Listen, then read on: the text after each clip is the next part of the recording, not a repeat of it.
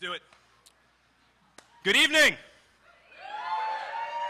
Good evening. My name is Michael LaFemina. Thank you so much for being here. I'm going to talk a little bit about my zero waste challenge. One man, 1 month. That's me. 1 month, zero waste. It was a really hard thing to do, and I'm going to talk about it, why I did it, and how I got there. But before we start, I want to kick it off with a spoken word poem, a verse from the first song, a song called Global Warning. So let's do this. Can I get a bailout for this? I swim out the metropolis because the ice gets melt like sun-kissed Icarus. And Lake Chad, it's dry like Baghdad. Yo, the numbers, they don't add because it's the greenhouse gas. Because Appalachian coal miners and fishermen in Bangladesh. Yo, our Uncle Sam's making bets. He's write his name by the Exxon Valdez. Rob D's, asthma's next. Little Johnny's got a little funny knob in his neck. So what's the problem with that? You're just a corporate exec on extract that oil from the boils of the backs of Nigerians. Don't give me that. We got to offset these politics because in Copenhagen, no debating. We needed the reparations. And while we're waiting, and while we wait, another 600 acres gone in the Congo and Amazon. By the end of this song, yo, we're on it, we're so on it, we gotta be on it, because if we ain't on it, we's a goner. Who, me, you, everyone and their mamas. It's our world, so defend it with honor. It's our world, so defend it with honor. As it turns out, our world is changing, and yeah, in the 21st century, climate change is gonna suck. Faster than any pace in human history, the planet is changing and accelerating, and we are gonna inherit the earth that we prepare for ourselves. I mean, that's just the matter of fact. It's physics. And as another bummer, we're exceeding the planet's capacity to support life on the planet as we know it. Biocapacity means we're exceeding the planet's capacity to support life, biology. This is a bummer. So if you compound these problems, we're facing the greatest challenges in human history, and it's our century. We're talking about it. So we're running out of space. It's heating up. Like by the end of the century, Chicago's gonna feel like Houston. Ouch. We're poisoning the oceans. Like the list goes on and on of all these things that we're doing, just living the way we live. Pretty much ignorant to the fact, most people are pretty much ignorant to the fact that our planet's changing at this pace, and that's a bummer. Now, this is the world as a 6-year-old sees it. You see that?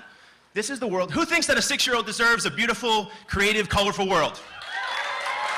Well, this is how we internalize problems. This world, the world that we think they deserve, well, here it is. This is our fossil fuel economy. Here's what we're doing. We chop off the tops of mountains. We're killing half the species. We build fossil fuel plants, and we pollute the skies. Oh, we poison the water because all the runoff. We cut down some of the trees, and then we give the world back to the children. Who thinks this is acceptable? Say aye if you do not think this is acceptable. That's what I thought. We're skating on thin ice, ladies and gentlemen. It's a bummer. It sucks, but it's the way it is. So what we have to do is internalize the problems that we're creating for ourselves and be adults and mature and think about it, because the people that can't think about it are going to deal with the consequences. Like my beautiful little cousin who was just born. Aww. I love her. She's adorable. She's one of a twin. She doesn't deserve this. She doesn't. You don't deserve it. We don't deserve it. So we got to deal with this issue in a serious way. This is a serious issue. There's a laundry list of things that we can do to solve climate change and global warming and species extinction and all that other stuff that we're preparing for ourselves. But where does it start? Well, what I found was that if I'm going to talk about these problems and I want to make solutions, I have to live by example. Can I be that example? So I tried the zero waste challenge, because if I could do it, then I can make the case that other people can do it. And for a month, I tried to reduce all garbage from my life, try to change my transportation habits, and basically see if I could live in a way that had the minimal impact on the planet without going to extremes. And so what I found is that the world looks different. I mean, you can go to the nicest grocery store and everything's wrapped in garbage. As it turns out, there's a benefit to go in farmers markets. You support local economies and have beautiful sunshine every day. I did a little math here. If the average American does 4 pounds of garbage a day, 30 days, let's say it's about 100 pounds per month.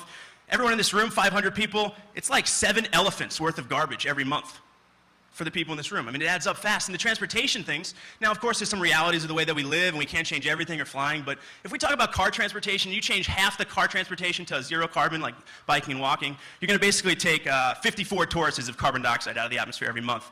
And so I started talking about these things, right? I started blogging about it, trying to inspire other people, and made some cooking shows. How do you get creative about taking garbage out of your life? That sounds pretty boring. So I try to make some fun with it, and as it turns out, people start picking up with these things. And yeah, sometimes I messed up. I mean, you try to take garbage out of your life, it's not that easy. I accept that. I failed some days, and I kept a blog, and I was pretty honest about it. But what I did was I had fun with it, I got creative with it, and people started challenging me, started challenging each other, and it amplifies. It's a big thing, and you can live by example, you start going. And what I found was the main conclusion is that inertia is the hardest thing to overcome. It's that first step and that next step, but once you start going, and other people go, and boom, there you go. And so here I am, one droplet of water making waves. And I want to say to you, you're one droplet of water, challenge yourself to be bold, be your best self, Make waves, people. Don't doubt your power. Thank you so much. I really appreciate it. It's been a lot of fun.